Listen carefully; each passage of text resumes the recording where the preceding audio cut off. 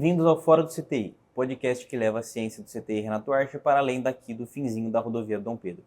No nosso segundo episódio, vamos falar sobre soberania digital, eletrônica no espaço e sobre como a questão dos chips afeta questões de defesa e está moldando a geopolítica global. Vamos falar sobre a importância da fabricação física dos chips e sobre os impactos neles causados pela radiação.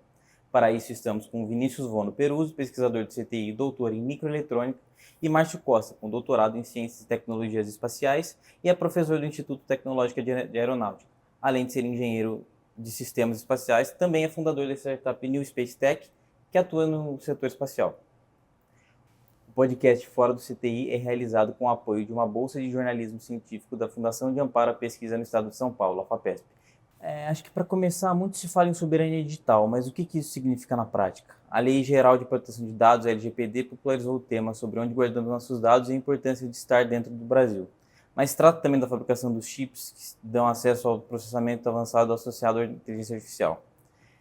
Então a gente está vivendo a chamada guerra dos chips entre as principais potências mundiais. Considerando isso, por que o controle da fabricação física dos chips se tornou tão importante? Bom, primeiramente queria agradecer pelo convite, estar participando. Também é uma honra poder participar com o professor Márcio. Sempre aprendo muito com ele, então eu espero de alguma maneira poder contribuir. É um assunto assim bastante interessante, é um assunto de certa maneira bastante espinhoso, porque envolve questões tecnológicas, desenvolvimento de tecnologia e parte comercial também.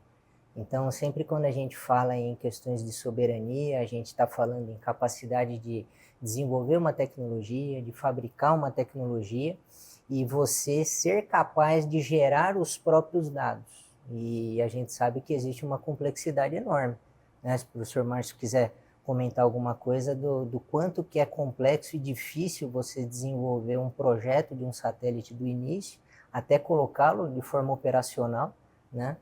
E junto com isso coletar dados, coletar imagens, fazer o tratamento dessas imagens e depois disso você conseguir ter a capacidade de tomar decisões políticas muitas das vezes, não é, professor? Perfeito. Bom, mais uma vez eu aproveito para externar meus agradecimentos a todos, ao Centro aqui de Tecnologia. É um prazer imenso estar aqui. É um prazer imenso estar contigo. Obrigado. A gente poder estar junto numa mesa tratando de assuntos que até pouco tempo atrás nos ambientes acadêmicos nós discutimos, né? Então agora para mim é um prazer imenso estar aqui com vocês, tá bom? De fato, a gente está vivendo uma fase que denota muito claro que existe, eu diria que um período de conflito, mas não um conflito bélico necessariamente. Claro que temos conflitos bélicos espalhados em vários lugares do mundo, né? Mas um conflito velado, um conflito que está dentro de um setor comercial muito crítico, né? Que é o setor que envolve uma tecnologia necessária e crítica, principalmente para quem vai para a área do espaço, né?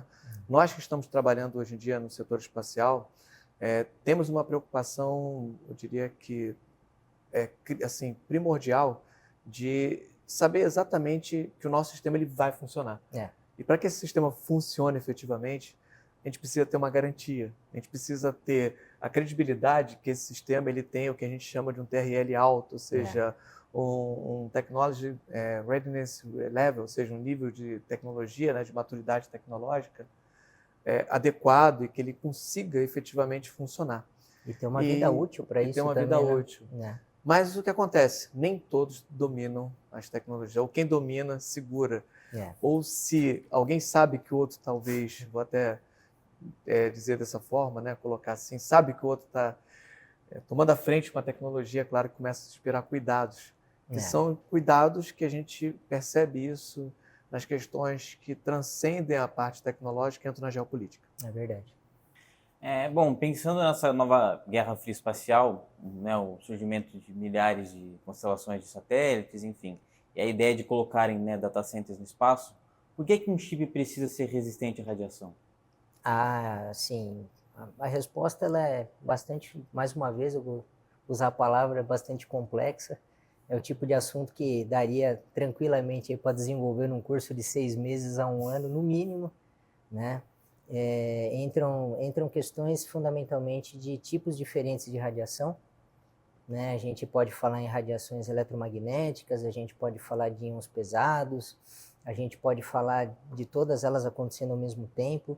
Na prática, o que ocorre é que você vai ter um dispositivo eletrônico que vai sofrer algum tipo de ionização e, traduzindo, digamos assim, seria um envelhecimento desse dispositivo num tempo mais curto. Então, numa condição ideal de funcionamento, eventualmente ele poderia funcionar tranquilamente 5, 10, 15 anos, mas em condições de radiação, muito provavelmente esse tempo vai ser encurtado. É evidente que existem diferentes tipos de tecnologia, se a gente for analisar historicamente, década de 70, 80, 90, isso foi evoluindo, mas não quer dizer que a radiação mudou, obviamente, né? Então, o envelhecimento, esse tipo de ionização, ele continua existindo. Então, independente do tipo de tecnologia que você escolhe, ele precisa de alguma forma ser capaz de suportar essas radiações, sem contar outras questões de baixa pressão, sem contar variações de temperatura, que de certa maneira você pode controlar, mas a radiação é um tema bastante significativo quando você vai colocar isso ou em regiões de baixa, média ou alta altitude, né? De tal maneira que, assim, de algum tipo ele vai sofrer alguma degradação, né? Muito bem colocado, Vinícius. Fantástico. Obrigado. Eu já fico até com pouco para completar. Mas, de fato, vou começar pelas tuas primeiras frases aí, né? A questão do corrida espacial. Nós vivenciamos no século passado, né? Até nos anos 60, uma corrida espacial. Foi um período, assim, crítico, né? Na corrida do homem à Lua, né? E a gente às vezes não percebe, mas estamos vivenciando de novo uma fase, uma nova corrida espacial. Isso se reflete até mesmo por questões que a gente percebe de investimento, né? Não só investimento governamental, que é o que a gente viu no período de 70, 60, onde havia um investimento muito maior da parte governamental, é o que a gente chamava de traditional space, né? Para o new space de hoje. Ele nasce até antes do governo Kennedy, ou foi no governo Kennedy essa questão? Foi nessa época, não, década foi nessa de 60, época, né?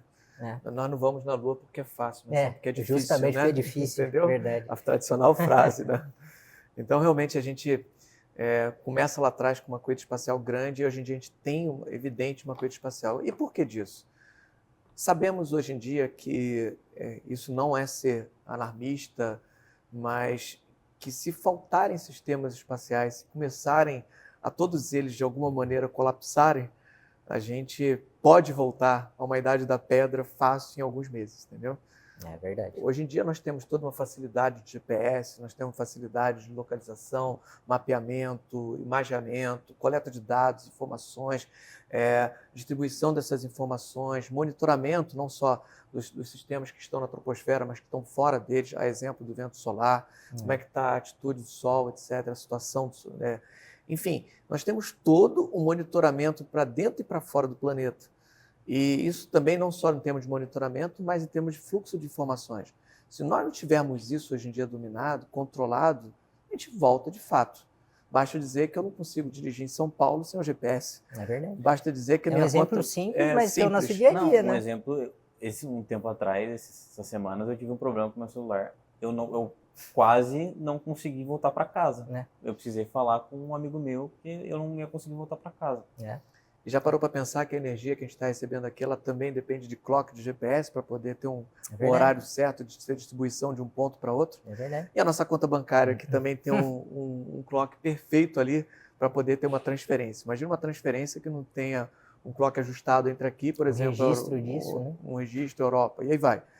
Ainda mais, por exemplo, aviões ali que estão dependendo de GPS para poder fazer pouso, controle, etc., time. Então, a gente voltaria a um período, eu diria até uma idade da pedra, tem crítica aí rapidamente. Tem algumas indicações de estudo que mostram mesmo que assim, o impacto disso é você voltar gerações de tecnologia e assim, é um negócio muito complicado.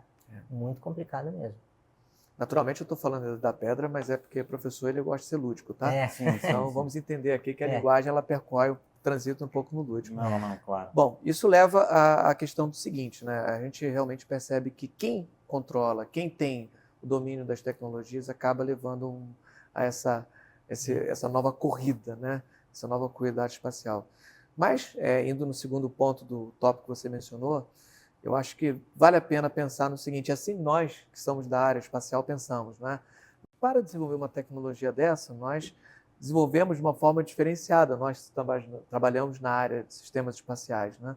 sem nenhum demérito, mas, como eu já estava dizendo, o engenheiro civil ele vai desenvolver uma ponte, né, que está ali nas nossas condições, na troposfera aqui, nas condições ambientes que conhecemos, o engenheiro elétrico, enfim, que vai trabalhar com algum sistema eletrônico. Por mais complexo que seja, são condições, talvez, se a gente poderia usar o termo, mais controladas. Sim. Né? Porque espacial é um ambiente extremamente hostil. Sim. Né? E variações muito bruscas, muito rápido, né? A questão é que, de fato, quando você começa a passar de 100 quilômetros, as coisas começam a modificar, entendeu? Modificar bastante. Tá? Mas, de fato, nós temos aqui projetos, realmente, por exemplo, projetos de capital, projetos de usinas e projetos de mineradoras, Sim. que são projetos que alcançam a ordem de bilhões de dólares, são projetos complexos devidamente. Né? Isso é realmente... Tive a oportunidade de uma vez estar no podcast até com o pessoal da engenharia civil, e a gente justamente tratava das questões de riscos, né, de projetos, e com eles ficou muito latente isso, muito claro, né, melhor dizendo, que para eles havia muita complexidade. Sim. Mas é como você colocou muito bem nisso, é um ambiente controlado. Exato. Agora, quando você não enxerga, não tem a vivência, não percebe, aí você tem que se basear em uma coisa que nós trabalhamos muito na área espacial. Sim. Requisitos. Vai. Entendeu? A gente estabelece, entende o ambiente. Delimita, né? E começa a delimitar o que você vai desenvolver a partir dos requisitos que eu sou obrigado a seguir para que aquilo sobreviva no ambiente inóspito. Bom, pensando nisso, como a falta de chips resistentes à radiação pode se tornar um calcanhar de Aquiles para a nossa infraestrutura de defesa? Assim, não só para o Brasil, isso na verdade para qualquer país, tá? Mas, falando a nível de hardware, eventualmente você pode encontrar talvez algumas outras alternativas para software, que é utilizado, é conhecido na literatura, em projetos, que é você normalmente trabalhar com um conceito que se chama de tripla redundância. Então, você de alguma forma vai tentar melhorar a tua capacidade de processamento de dados, de tal maneira que você consiga garantir aquilo. Claro que também garantir é uma palavra um pouco forte, mas você vai melhorar a confiabilidade do teu projeto, né? Isso vai te garantir 100% das vezes? Não, mas sendo bem sincero, nenhum projeto vai te garantir 100% de funcionamento adequado para seja lá qual for a tua aplicação, mas você melhora isso. Agora, por outro lado, muitas das vezes você de alguma forma tenta aumentar até a própria complexidade do teu hardware sem que exista tecnologia que seja robusta à radiação, você também aumenta a área do teu circuito. Então, por um lado, você está melhorando, aumentando a redundância, melhorando a confiabilidade, e por outro lado, o teu circuito está ficando muito maior, talvez, do que seria caso tivesse uma tecnologia específica para isso. E o professor pode falar muito melhor que eu, isso envolve custo. Então, se eu estou usando uma área muito maior do que eu precisaria, eu vou gastar mais. É possível? Mas o quanto que o teu projeto te permite gastar? Né? Então, essa questão de custo, ela precisa estar sempre em debate, vamos dizer assim, porque não é só questão tecnológica, entra a questão de custo de projeto. É até um outro debate que entra muitas das vezes na questão de blindagem. É maravilhoso, mas é custo. Você está envolvendo peso, você está envolvendo mais gasto que você poderia eventualmente gastar em desenvolvimento de alguma solução, eventualmente de hardware ou de software, e barateia o teu projeto. Alguma coisa nessa linha, né, professor? De questão de, assim, tentar contornar o problema com outras alternativas, né? De fato, a gente precisa tentar contornar essa questão. É claro que todos os sistemas, né? Quando a gente vai começando a desenvolver sistemas espaciais, a gente sempre começa de uma abordagem qualitativa, né? Ou seja, de o entendimento do que o sistema vai fazer, ou seja, a missão completa dele, né? Que isso vai nos dando uma informação de requisitos, ou seja, essa missão vai coletar isso, então ela tem como objetivo, ela deve fazer essa coleta dessa informação.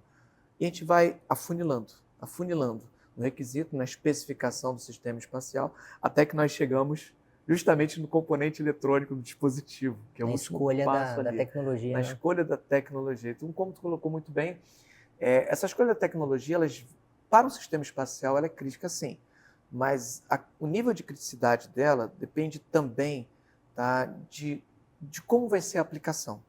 Porque, por exemplo, se você quer uma missão espacial que tem um caráter apenas conceitual, apenas de pesquisa, Você vai, por exemplo, numa universidade desenvolver um CubeSat, e esse CubeSat ele vai, enfim, coletar informações, por exemplo, que foi o esporte lá no ITA, informações do plasma disperso na ionosfera.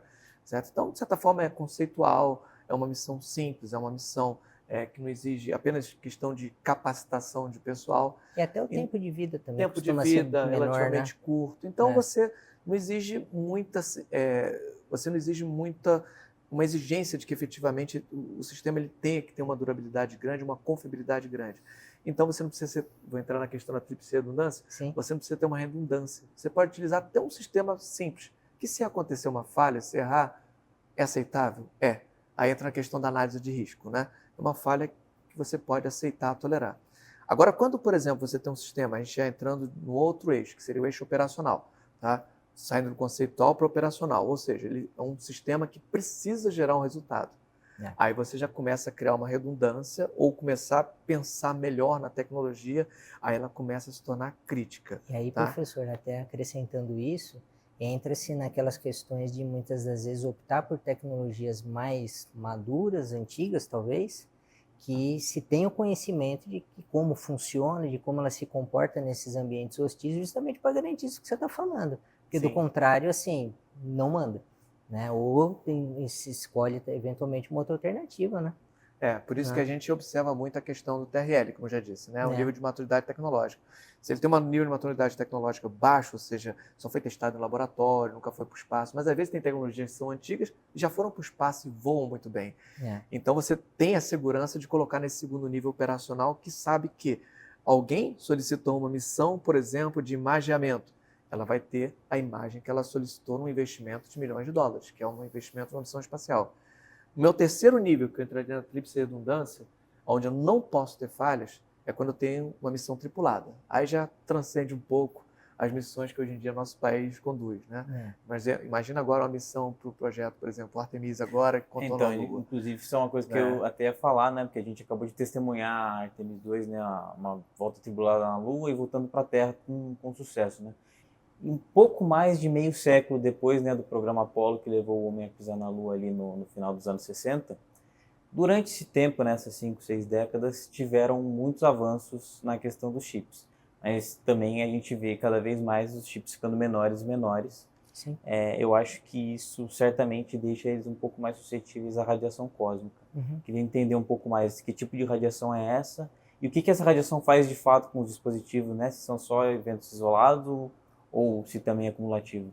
Normalmente, assim, você quando vai fazer uma análise de radiação, você pode ter alguns eventos ou alguns danos, né? Alguns problemas que você pode causar no teu circuito ou num dispositivo único, como um transistor, um diodo, por exemplo.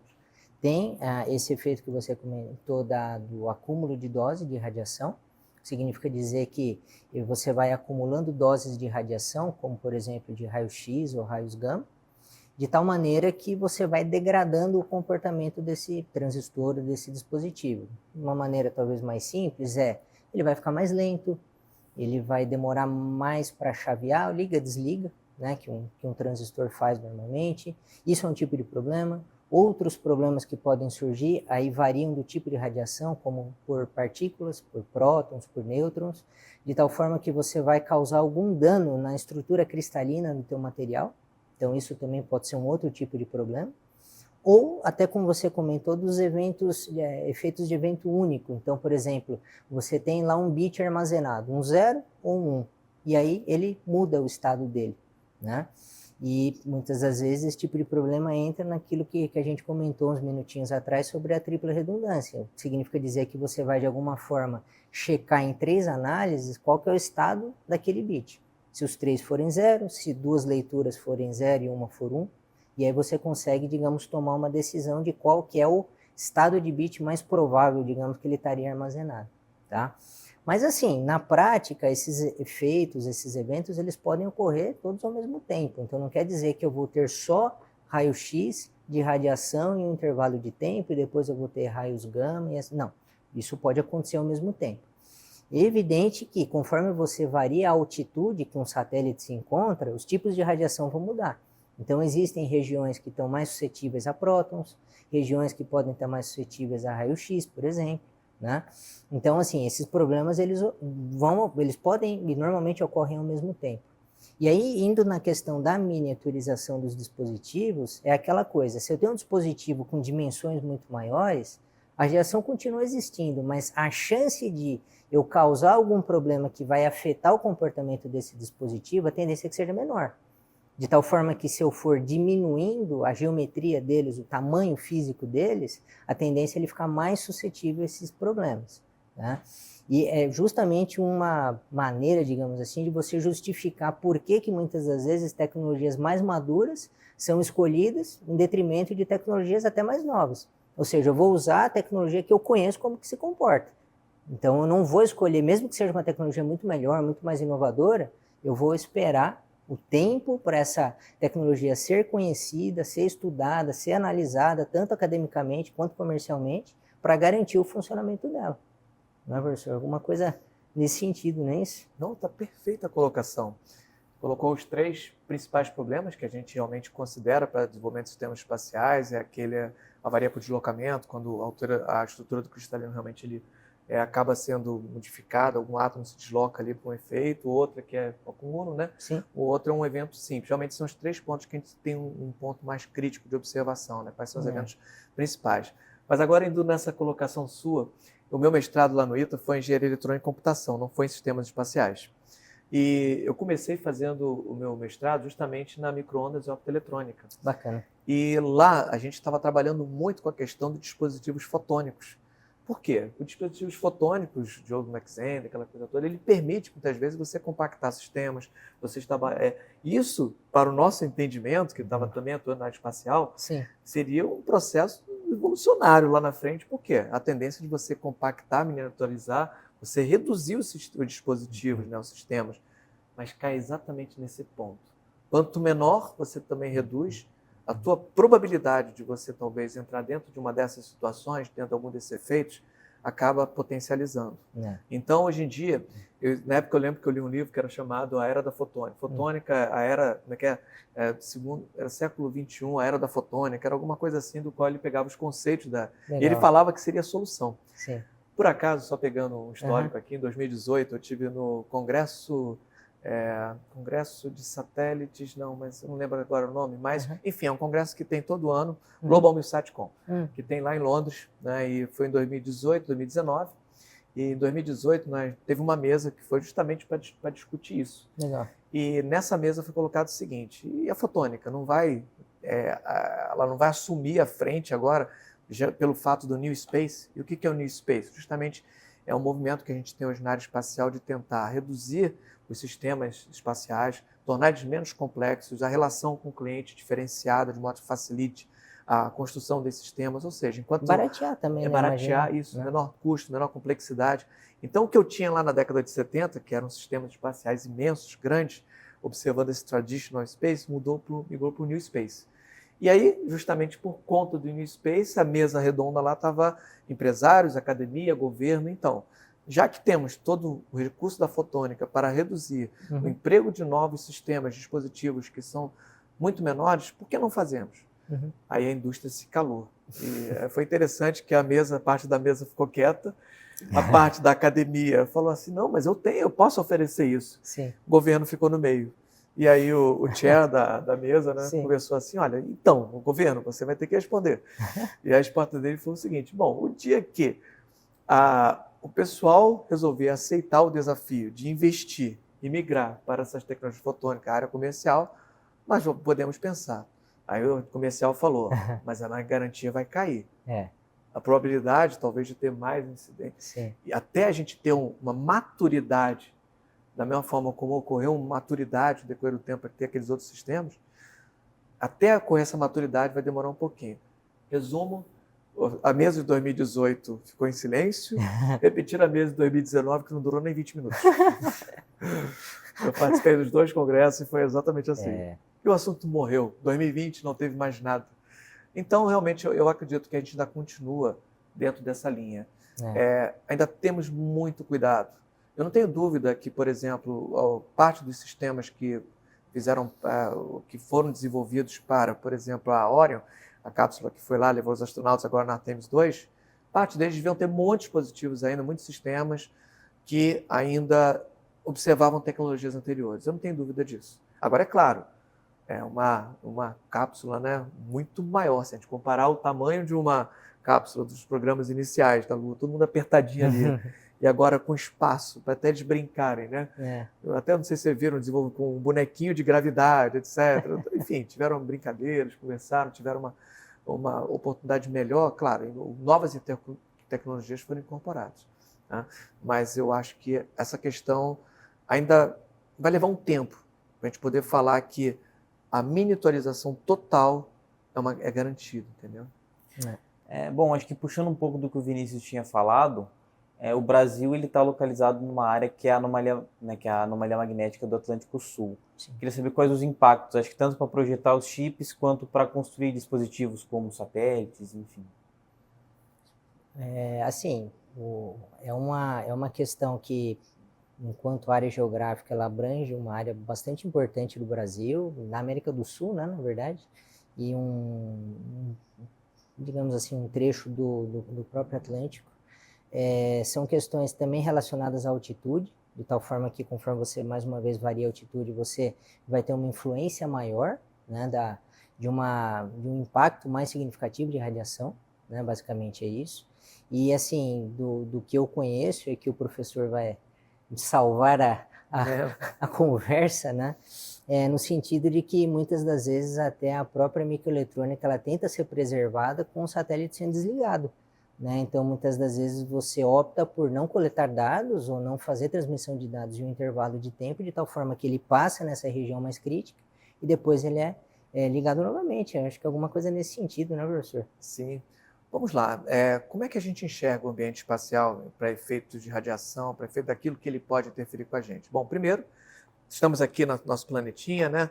Troposfera, totalmente comportado, 12 quilômetros, até aqui está bem. Aviação comercial, né? Aviação comercial vai até quase até a estratosfera, dependendo do tipo de voo, tá? Mas, ao tanto que a gente vai subindo, o que vai acontecendo? Existe a possibilidade de que alguns tipos de radiações vão conseguindo adentrar a nossa atmosfera e vão chegando um pouquinho mais a fundo, tá bom? Ao tanto que você vai subindo, também outros elementos da atmosfera, eles vão começando a ter uma característica diferenciada. Por exemplo, quando nós chegamos numa altitude ali, talvez de 500, 600 quilômetros, nós já começamos a observar não só o oxigênio molécula, mas o oxigênio atômico. Professor, entendeu? Só para complementar, 500 quilômetros é baixa altitude. Eu estou em baixa altitude. Baixa altitude, né? A gente chama de low Earth orbit, ou seja, órbita baixa, né? Até 3.000 quilômetros, alguma coisa assim, né? Depende, não tem um padrão assim, mas não no tem geral... um limite, né? Mas... Não, no geral a gente considera 2.000 quilômetros. 2.000 quilômetros, 2.000. tá, bacana. 2.000 quilômetros seria um limite ali, Legal. que a maioria das agências, a maioria da parte Considera acadêmica como... considera. Ou Perfeito. seja, baixa órbita 2.000 quilômetros. Tá. Aí vem média órbita, né? Onde você vai a 20.000, onde estão os satélites GPS. Perfeito. E aí depois você vai subindo até 36.000 quilômetros, onde você tem as órbitas geoestacionárias. Né? E o que são as órbitas geoestacionárias? São aquelas órbitas onde você colocar um objeto, ele consegue acompanhar a rotação da Terra, de modo que o satélite está sempre apontando para uma mesma posição no planeta. Tá? Mas o que acontece? Nós vamos começando a subir, e nós vamos no primeiro momento que ele sobe, a gente vai esfriando a temperatura, certo? Mas vai começando a aumentar a quantidade de plasma, ou seja, elementos, elétrons que estão dispersos na toda a nossa atmosfera. E até a interação de raios solares também, né? Sim, que geram sim. essas partículas, né? Justamente a interação dessas, dependendo da interação, se você tem um momento ali de uma alta solar, entendeu? Ou então uma baixa, tá? Eu estou utilizando esse termo, tá? São momentos em que o Sol vai estar incidindo com mais proeminência, e nesse momento ele vai interagir mais, gerando plasma em regiões da atmosfera, na ionosfera especificamente, mais precisamente de 200 a 300 quilômetros, tá? A ionosfera, na verdade, é uma camada da nossa atmosfera que ela vai passando por algumas outras camadas tradicionais, mas ela é representada justamente pela dispersão de íons, tá? Então, dependendo da faixa onde você está, ela é distribuída em camadas C, D, E, F, entendeu?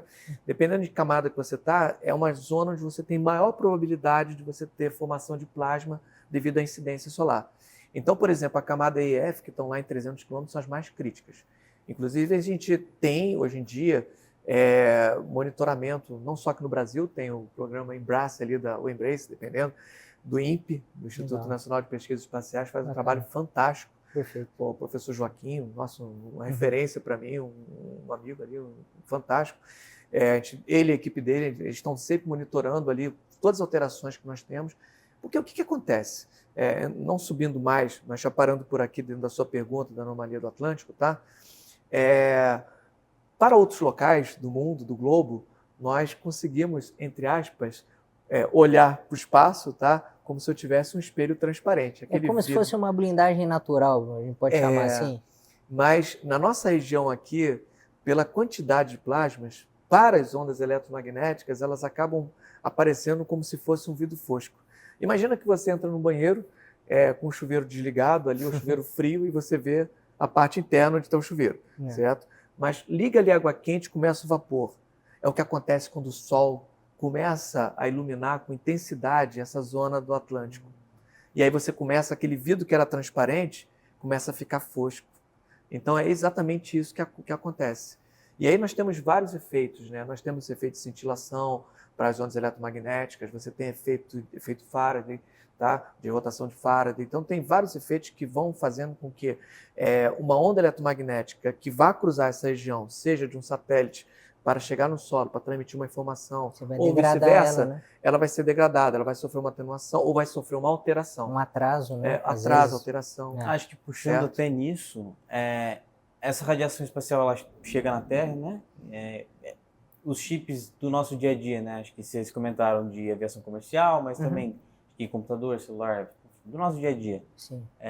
Eles também podem sofrer com a radiação? Sim, sim. Essas radiações, na verdade, elas são de várias ordens, né? Tem aquelas radiações que vêm da própria radiação solar, entendeu? Ou seja, das partículas que o Sol está mandando para a gente. Perfeito. Há de convir o seguinte, né? Nosso globo, a nossa Terra, ela é um grande dínamo, né? Um grande dínamo que gera um campo magnético, né? Umas linhas de campo que vão formando o que a gente chama de cinturão de Van Allen, certo? Esse cinturão de Van Allen, na verdade, é o nosso grande escudo protetor para várias partículas que vêm bombardeando a Terra, não só oriundas do Sol, certo? Mas oriundas do espaço mesmo, do raio cósmico, do espaço profundo, entendeu? Então, o tempo todo tem partículas viajando do espaço profundo e que vão atingindo para a gente.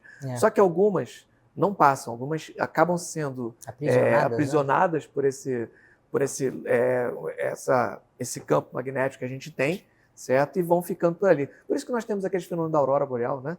Onde parte das partículas elas são aprisionadas, mas por conta do movimento dos campos, elas são levadas até aquela parte do norte lá, e elas vão se acumulando, gerando aquele brilho, aquilo maravilhoso, né? Que a gente vê aqui, a gente vê em Saturno, a gente vê em outros planetas também, entendeu?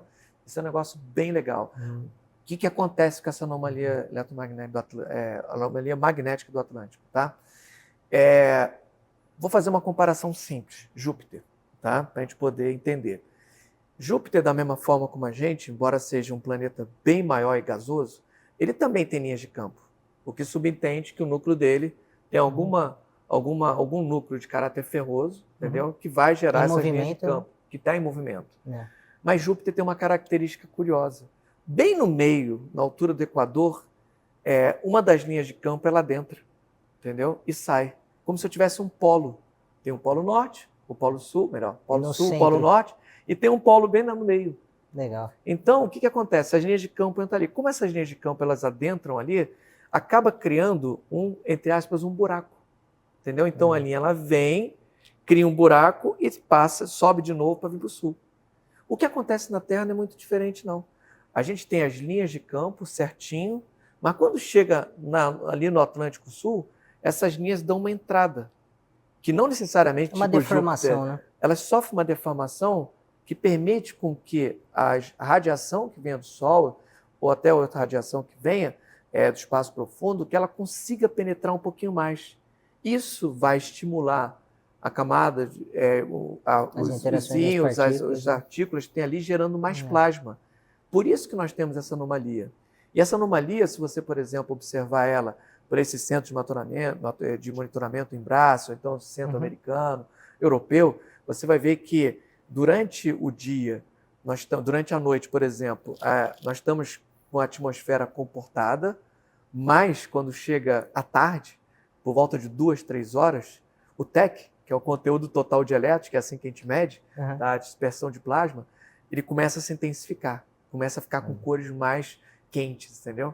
Ou seja, a quantidade de elétrons ali aumenta, ou seja, o plasma começa a se aumentar naquela região. Intensificando. E por que disso? Justamente por conta dessa alteração que nós temos nessas linhas de campo, que permite com que toda essa parte da radiação penetre um pouco mais e gere esse problema. E só para concluir. E existem até estudos também em aviação comercial, né? Sim. No Brasil, de tal forma que acaba sofrendo um pouco mais, né, de comunicação. O maior problema é para a transmissão da onda eletromagnética. Por que o nome é onda eletromagnética? Só para ser didático, né? Porque ela tem um componente eletro e tem um componente magnético. Isso é uma onda. A nossa onda que a gente vê da luz, ela tem uma onda que é formada por esses dois campos, eletro e magnético, que vão trafegando, né, vão transitando dessa forma. Só que quando chega numa região como essa, de plasma, o que acontece? Se eu tiver uma dispersão muito grande de plasma, por exemplo, posso ter efeito de rotação de Faraday. Essa onda ela pode ser dividida em duas, que vai separar no qual essa parte de cá vai ter uma rotação, a outra componente vai sofrer outra rotação, vai cruzar pela região de plasma e lá na frente vai se unir de novo, como se fosse cruzar por aqui, ó, entendeu? Está cruzando, ela está sofrendo os efeitos aqui de óticos, né? Vai sofrendo alteração e vai se reunir novamente do outro lado. Só que a diferença que acontece, na hora de juntar essa rotação, ela tem um atraso. Uma defasagem, né? Essa defasagem, esse efeito de rotação faz com que as comunicações assim tenha problema, faz com que a imagem tenha borrões, entendeu? Se for imagens radar, que dependem de onda eletromagnética. Então, problema sério, para comunicações e para imagem radar, são críticos. Muito complexo mesmo. E aí você pode até desligar, como você colocou muito bem. Acho que uma coisa que o Vinícius ele comentou, a gente estava conversando outro dia, né? É que por conta desse custo elevado dos chips, né, resistentes à radiação, algumas empresas como a SpaceX têm usado chips comerciais numa quantidade grande, aceitando que alguns vão falhar. Como que essa mudança de padrão afeta a dependência global de fornecedores? Assim, até como a gente já comentou anteriormente, você muitas das vezes vai acabar optando por tecnologias mais maduras, e aí só para dar nomes, né? Você, em geral, pode pensar em tecnologias, por exemplo, de 28 nanômetros. 28, algo em torno desses valores, né? Só para a gente ter uma ordem de grandeza, por exemplo, hoje o que a gente entende de tecnologia top de linha é 2 nanômetros, né? Que é o que a TSMC consegue fabricar hoje. Existe até perspectiva para 2027, 2028, você trabalhar na escala de Angstrom, né, de 1.6, 1.4. Mas assim, voltando aí à pergunta, você consegue ter uma demanda muito maior de outros fabricantes, de tal forma que isso barateia. Ou seja, você vai ter mais gente conseguindo fabricar processadores, processadores tanto de dados quanto de imagem, e isso consegue baratear custo de projeto no final da ponta desse projeto. Então, assim, facilita muito para quem está desenvolvendo o projeto. Mas, por outro lado, entra tudo aquilo que a gente já comentou uns minutinhos atrás, sobre a questão de, bom, o quanto que eu vou ter que aumentar o meu projeto para garantir o tratamento desses dados. No final das contas, esse tipo de tecnologia, muitas das vezes, elas não são necessariamente fabricadas sendo robustas à radiação. Não é? Ou seja, eu encontro comercialmente, são os dispositivos COTS, né, se o professor até quiser comentar daqui a pouquinho, mas assim, eu compro comercialmente aquilo. E aí, como que eu vou resolver minha vida depois com o projeto? Você entende? Então, por um lado, facilita muito porque eu tenho, assim, uma oferta muito grande no mercado. Mas, por outro lado, vai aumentar essa complexidade do projeto. Né? A questão da complexidade do projeto é algo que a gente evita, né? Mas, se for um requisito que a gente estabeleça lá atrás, aí obrigatoriamente a gente vai tentar atender um emprego, né, dessa tecnologia. O importante para a gente da área de sistemas espaciais, tá, no que tange a gente, é como eu falei, tudo depende de quanto, do que efetivamente o usuário do sistema, aquele que deseja o sistema, né, ou stakeholder, como a gente chama na engenharia de sistemas espaciais, tá, o que ele deseja do sistema. Se eu conversar com ele, eu até costumo falar com os alunos que é o seguinte, a gente tem os usuários, stakeholders, e eu tenho o que ele quer enxergar. Se ele falar para mim o seguinte, não, olha, eu quero enxergar isso, eu preciso ter essa leitura num determinado ambiente, eu preciso fazer uma leitura do local, uma imagem, uma coleta desse dado, etc. Então, eu não posso falhar, eu preciso que isso aconteça, e isso me demandar um requisito que exige uma tecnologia maior, eu vou ter que buscar essa tecnologia. Isso vai encarecer o projeto. Ou vou na ter prática, que... né? Daí tem duas opções. Ou encarece o projeto, comprando alguma tecnologia de ponta, eu vou ter que tentar obter essa tecnologia de ponta, ou então parte para o desenvolvimento. Sim. Aí sai do continua caro, Sim. mas aí aumenta o teu tempo de desenvolvimento. Sim. Essa é uma questão também que a gente tem que avaliar. Aí eu vou dizer para ele o seguinte, no retorno, olha, para fazer essa leitura, desenvolver esse sistema espacial que você quer, para poder cumprir esse tipo de missão, ou você vai ter que comprar um equipamento, um item, um componente, um dispositivo que vai encarecer de tanto a missão, ou então você vai ter que esperar um tempo maior, o meu período de desenvolvimento vai ter que incluir também o desenvolvimento disso. Coisa similar nós temos hoje no Brasil. Se nós quisermos ter uma tecnologia, por exemplo, de GPS, uma das coisas que a gente vai ter que pensar em desenvolver aqui no Brasil vai ter que ser um relógio atômico.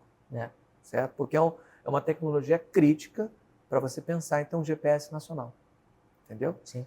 Mas aí que tá, estamos dispostos a isso? Vamos comprar a tecnologia fora? O custo vai ser muito alto? Ou a gente espera nós desenvolvermos a tecnologia? Inclusive, só para concluir, quando nós vamos desenvolver justamente essa carga útil, porque esse sistema espacial, todo satélite, todo rover, tipo o Perseverance que está lá em Marte, né? Ele tem o que a gente chama de módulo de serviço e tem a carga útil. O que é o módulo de serviço? O módulo de serviço é aquilo que fornece a potência, fornece a estrutura, fornece a térmica, capaz de proteger o sensor que vai fazer a leitura daquele ambiente que você deseja. Controle de temperatura certo? Também. Controle de temperatura, vezes, né? sim, também, né? Que é o subsistema térmico. Tá? Então, uma das formas que eu tenho para desenvolver, os requisitos que eu tenho, ou pelo menos o roteiro que eu tenho para desenvolver isso, eu tenho que considerar se eu vou adquirir uma tecnologia por meio de códigos que já existe no mercado, sim, ou eu vou criar essa tecnologia. Tá? Isso é até outra coisa, só para mais um detalhe, quando eu vou no ambiente espacial que é diferente, dependendo do local para onde eu vou, eu também preciso saber se eu vou ter que desenvolver uma tecnologia adequada. Vou dar um exemplo simples. Nos anos 70, nós pousamos em Vênus, tá? A missão Venera. Nós tivemos imagem de Vênus da superfície. Foram 2 minutos, alguma coisa assim? Ou menos até, exato, né? Foram menos. Assim, e por que até. menos? A temperatura da superfície dá 500 graus. Entendeu? Pousou, tirou a foto, derreteu. Entendeu? Nossa. Então, agora, será que a gente vai ter uma tecnologia que aguente isso para poder mandar alguma imagem para a gente? Mas em termos de tecnologia para a época já foi uma vitória absurda, né? Fantástico, né? Então é isso, a gente tem que pensar, ou a gente adquire, ou a gente vai levar tempo para nós desenvolvermos a tecnologia. Aí é onde entra a corrida que nós falamos lá no início do módulo, né? Sim. A corrida espacial, as disputas geopolíticas por questões da dominância dessas tecnologias. E justamente esses dispositivos, hoje em dia, eu avalio como crítico. Ainda mais quando você está hoje trabalhando com uma quantidade de dados, até puxei outro gancho, né? Mas, se me permite, outra quantidade de dados bem maior. Antigamente, você, por exemplo, passava um satélite cerca de uma passagem orbital de 10 minutos, 7 minutos, para poder mandar os dados que ele coletou para a Terra, para uma estação de solo, a gente transferiu uma quantidade da ordem de gigabytes. Hoje nós já estamos com a tecnologia laser, por exemplo, apontamento preciso, você transferir na média de terabytes, entendeu? Para o solo, numa única passagem orbital. E significa o quê? Eu preciso ter dispositivos lá que tenham essa capacidade não só de armazenamento, de processamento, e aí vai entrando a parte de inteligência artificial, vai entrando até a mesma computação quântica, e a gente vai começando a descer em níveis que certamente certos desenvolvimentos vão ser críticos lá na frente. É verdade. Né? E assim, num curto intervalo de tempo, né?